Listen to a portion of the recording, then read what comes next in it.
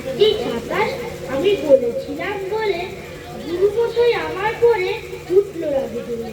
মা গো, তুমি 5 পয়সা এবারতে দিলে সেই যে রঙিন পুতুল খানি আপনি দিলে কিনে, খাতার নিচে ছিল ঢাকা দেখালে যাচ্ছে।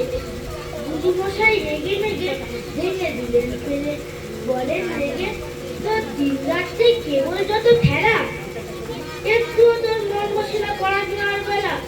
মা গো, আমি জানাই কাকে, বলছি গুরু আছে, আমি যদি নালিশ করি একখানি যার কাছে, কোন রকম খেলার পুতুল নেই কি আমার ঘরে, সত্যি কি ওর একটুও মন নেই পুতুলের পরে। সকাল সাজে তাদের নিয়ে করতে গিয়ে খেলা, কোনো পড়াই করেননি কি কোন রকম খেলা। ওই ছেলেতেই পুতুল নিয়ে ভাঙে কেউ রাগে, বল রেতিমা তোর মনেটা কেমন তর লাগে।